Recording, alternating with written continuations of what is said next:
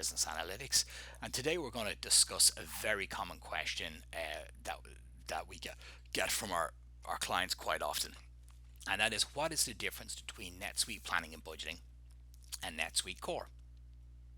Well, one of the first core differences between NetSuite Planning and Budgeting and NetSuite Core is that NetSuite Planning and Budgeting allows you to hold multiple budgets and multiple forecasts, and where NetSuite Core, you typically only you can only store one budget or a forecast, a single budget or a single forecast. The next piece in NetSuite Planning and Budgeting is key difference is advanced scenario modeling capabilities. So within NetSuite Planning and Budgeting, we can have multiple versions of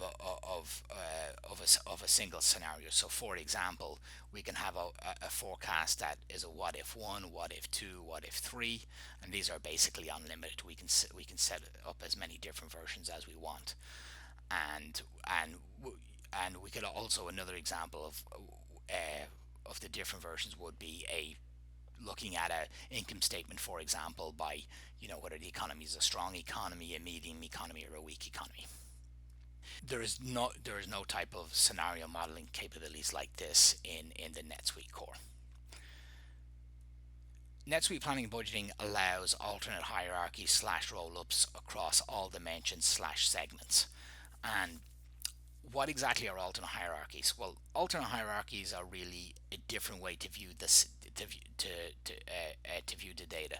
So, for example, in an account dimension, you might have an income statement roll up for the accounting group or the sales group, and then you might have a different income statement roll up for the finance group. It's essentially the same members, but just grouped differently and rolled up differently. Again, another example of this, you might have a department roll up where you roll up the departments by function, by sales or marketing or engineering, and then you might have a different type of roll up. You might roll up departments by geography if let's say those departments are in different geographical locations. And again, this type of, and again, other examples could be on the product dimension. You can roll up products by different groupings and different SKUs and that type of thing. In NetSuite Core, you're generally just allowed to have a single hierarchy in each segment or each dimension. So there's a core hierarchy, and that's what you use to roll it up. In NetSuite Planning and Budgeting, you can report by multiple dimensions slash segments, and what that means is you can report by accounts, and you can report by class and department and location, all in one single report. Where in NetSuite Core, you can generally just report by a single segment at a time. You can report by account, or you could report by class or by location, but you can't combine them all together. NetSuite Planning and Budgeting has advanced reporting capabilities around the creation of books, and what basically books are is a group of reports, such as a quarterly deck or a monthly deck or an annual report. You can create these type of books, and it could combine 5 or 10 or 15 or as many reports as you want it to, and those reports can be run on a manual basis or on a, like, as in just clicking a button, or they can also be automated, and those books can also be emailed out to various stakeholders as well. No advanced reporting capabilities such as book reporting generation is available on the NetSuite core. Another key difference between NetSuite Planning and Budgeting and NetSuite Core is, in NetSuite Planning and Budgeting, data is captured at a summary level, typically at a weekly slash monthly level. The most common, in fact, is to capture data at a monthly level.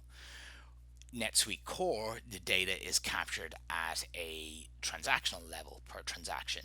So, for example, if you needed to run a report that was more like a transactional type of report, you would have to run that out of NetSuite Core. You could not run that out of NetSuite Planning and Budgeting.